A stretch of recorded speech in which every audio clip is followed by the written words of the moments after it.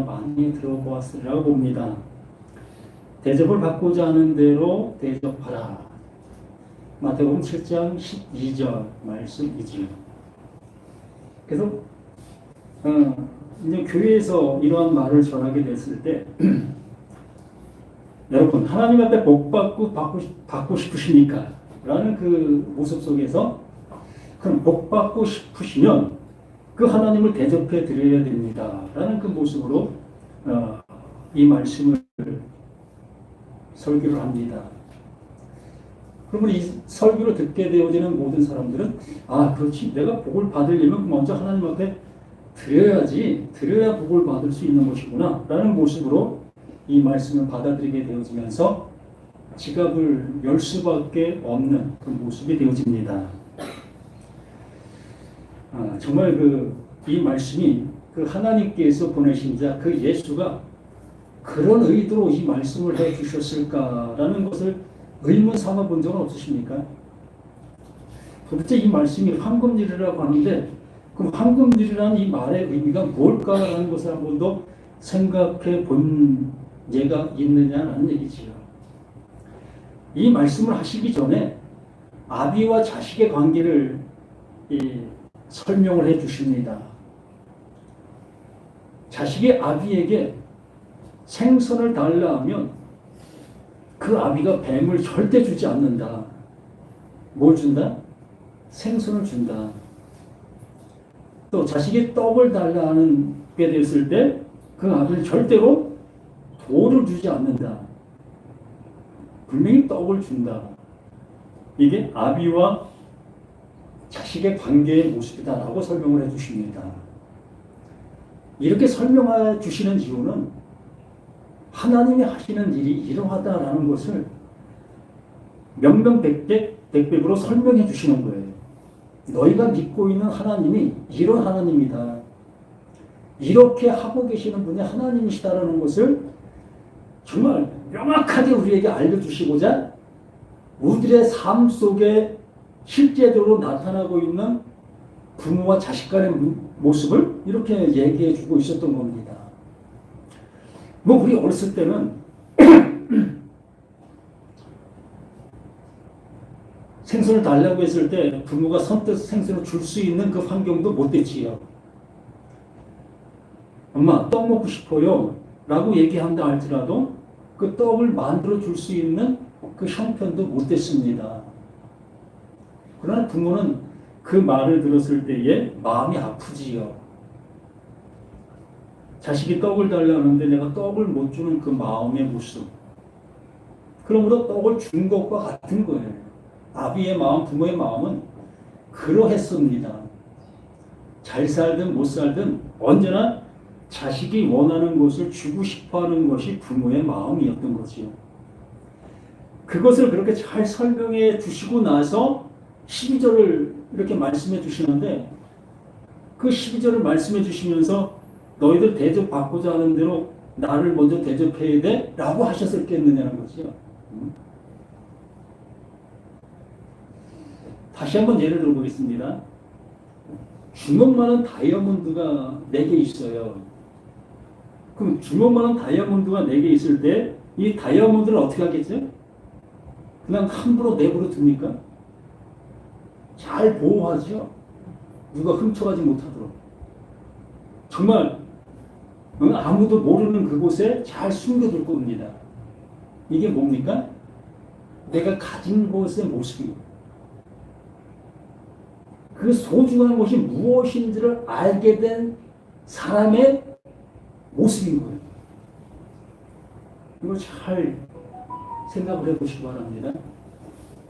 정말 나에게 다이아몬드가 있어서 다이아몬드를 간직하고 있는 나의 입장 속에서 이제 대접을 받고자 하는 대로 대접하라의 모습을 한번 생각해 보시라는 얘기예요.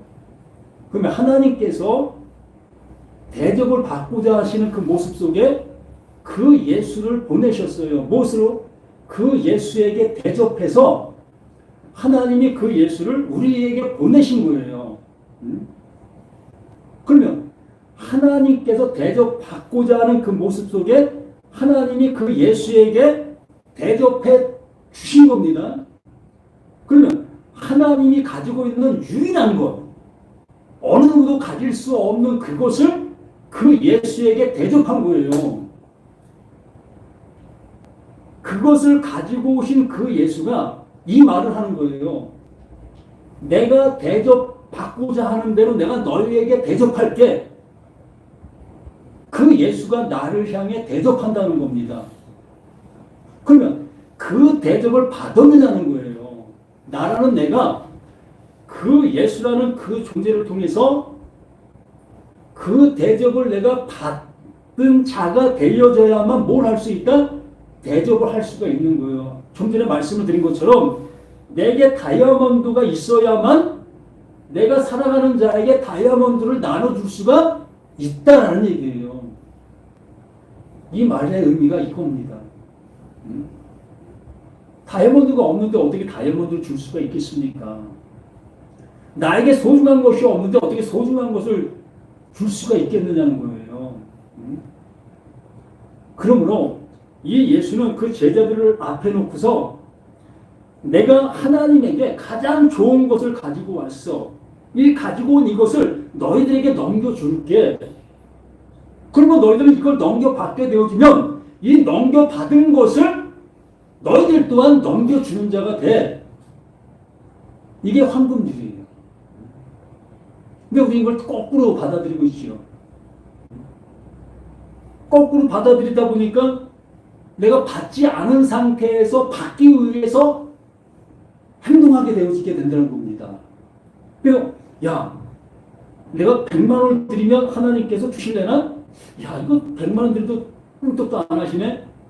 그럼 1000만 원 하나님께 드려야 되겠네? 그럼 1000만 원 드리면 하나님 주실래나? 얘 1000만 원 드렸는데 안 주시네? 그럼 집을 팔지요. 집을 팔아서 드렸는데도 불구하고 하나님이 안 주시네? 그럼 어떻게 되는 거예요? 뒤돌아서는 거예요. 응? 이거 뭐야 이거? 이렇게 내가 하나님 앞에 했는데도 내게 복을 안 주셔? 나 이거 이런 종교 안 믿어. 이런 신앙 안 가져. 뒤돌아설 수밖에 없으니까요. 그 하나님 앞에 내가 뭔가를 받지 못한 상태에서 받기 위해서 행동하는 그 모든 행동들은 결과론적으로 그것이 내게 주어지지 아니하면 뒤돌아설 수밖에 없는 이게 인간의 모습인 겁니다. 우리들의 모습인 거예요. 그래서 먼저 이거 부모 자식 간의 모습을 설명해 주신 다음에 이 말을 해 주시는 거예요. 그래서 아비의 마음, 부모의 마음은 자식을 향해서 뭔가를 주고 싶어하는 그 모습 속에 늘상 존재로 있는 겁니다. 여기 계신 분들은 그 어린 소절 시절 속에서 부모에게서 많은 것을 받지 못한 그 삶을 살았던 우리 자신들의 모습일 수도 있습니다. 그러나 그 부모는 늘상 주기 위해서 밤을 낮삼아 살아왔던 그들의 모습이었습니다. 저희 부모님도 겨울만 되면 밤을 낮삼아 가마를 치셨고 멍석을 치셨고 새끼를 꼬셨고 이런 일을 하셨습니다. 우리 그 당시에 그 모습을 보면서 전혀 우리들은 다른 것을 생각지 않았지요.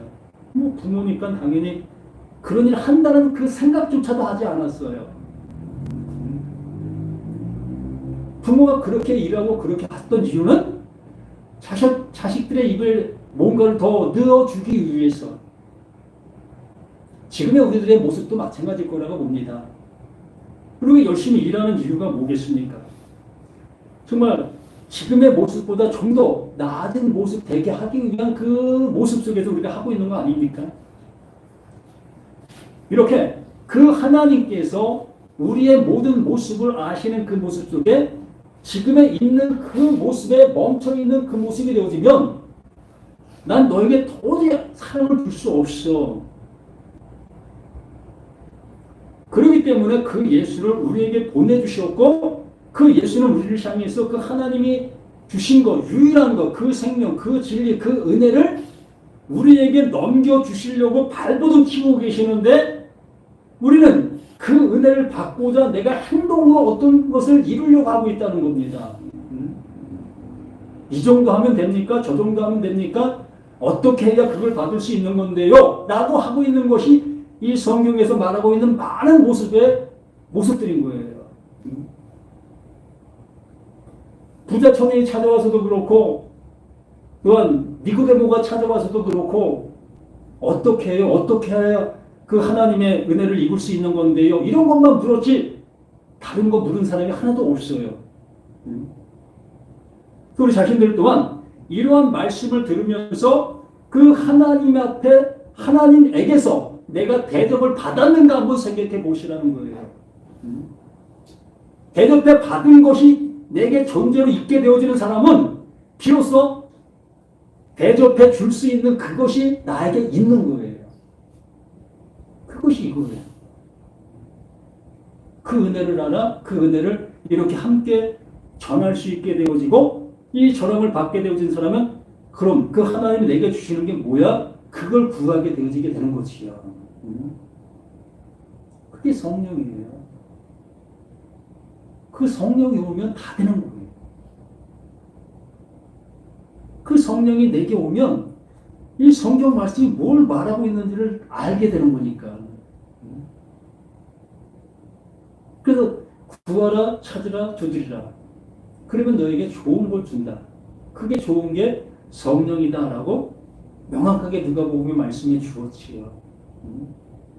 그러므로 하나님이 주실 수 있는 그것은 좋은 건데 그 좋은 것을 알려면 그 성령이 내게 와야만 비로소 이 성경이 말하는 바가 뭔지를 알아들을 수 있다라는 것을 명확하게 이 말씀을 통해서 우리에게 해 주시고 있다는 겁니다. 그래서 남에게 대접을 받고자 하는데 남을 이렇게 대접해 주라라는 그런 그 모습의 말이 전혀 아니라는 것을 알아들었으면 좋겠습니다. 제가 이걸 설교하면서 잠시 이런 얘기를 했어요. 내가 아내에게 선물을 받고 싶어하는 그 마음이 있어서 아무리 기다려도 아내는 나에게 선물을 주지 않습니다. 하루가 지나고 한 달, 1년 지나고 10년 지나도 이 선물을 안 주네. 난 선물을 받고 싶은데. 그런 모습들이 이 말씀이 생각나가지고 야 남에게 대접을 받고자 하는데 내가 먼저 대접해주면 그거 받을 수 있다네? 이 말씀이 생각나고 그때 내가 선물을 사서 아내에게 주었어요. 그러면 아내에게 선물을 주었으니까 이 말씀이 내가 잘 적용한 거잖아요. 응? 이거 잘 적용했는데 아내는 이걸 받기만 하고 좋아라고만 하고 나에게 선물 줄 생각을 하지 않네. 그럼 어떻게 되는 겁니까? 손해는 장사잖아요. 응? 전혀 그런 말이 아니라는 거예요. 하나님께서 먼저 우리에게 주셔야만 비로소 나는 그걸 줄 수 있는 자가 될 수 있다는 얘기예요. 그래서 그 예수는 그 하나님께 넘겨받은 것이 있어서 이것을 내가 너희들에게 준다. 그러면 너희들 또한 이것을 받았다면 이 받은 것을 주라. 그리하면 너희가 주실 거야. 이 말씀이 모든 게 다 이 말의 모습을 나타내 보이는 거예요. 어떤 말씀의 모습이라 할지라도. 똑같은 말인데 우리는 달리 들을 뿐이지 성경 창세도 요한계시록까지 똑같은 이 한 말씀만 알고 계시는 거예요. 그래서 성경이 너무 쉬운 말이지. 쉬운 말인데 우리는 못 알아들으니까 너무 어려운 말이 되어진 것 뿐이라는 겁니다. 그러므로 아비의 마음, 부모의 마음을 내가 아는 것처럼 하나님은 나에게 가장 좋은 것을 주시기를 바라고 계신다는 것만 잊지 아니하신다면 우리는 곁길로 가지 아니할 수 있는 우리 모두가 되어줄 수 있다는 것을 다시 한번 이 말씀을 통해서 확인하시고 이 말씀 안에 더욱더 온전함을 가실 수 있는 저와 우리 모두가 되기를 예수님의 이름으로 간절히 부탁을 드립니다. 아멘. 아멘. 이렇게 합시다. 하나님 아버지 감사합니다. 더욱더 믿음 안에서 하나님 주신 그 은혜를 알아 그 은혜를 나누고 은혜를 줄 수 있는 우리 모두가 될 수 있도록 도와주시옵소서. 온 세상 속에 받기만을 원하는 모든 사람들에게 이렇게 하나님의 것을 받아 하나님의 것을 줄 수 있는 우리 모두가 되기를 예수 그리스도 이름으로 간절히 기도드립니다. 아멘. 하늘에 계신 우리 아버지여 이름이 거룩히 받으시오며 나라의 마옵시며 뜻이 하늘에서 이루어진 것 같이 땅에서도 이루어지리라. 오늘 우리에게 오늘 양식을 주옵시고 우리가 우리에게 죄진 자를 사해 준 것 같이 우리의 죄를 사해 주옵시고 우리는 시험에 들게 하지 말게 하옵시고 다만 악에서 구하옵소서. 대개 나라와 권세와 영광이 아버지께 영원히 있사옵나이다. 아멘.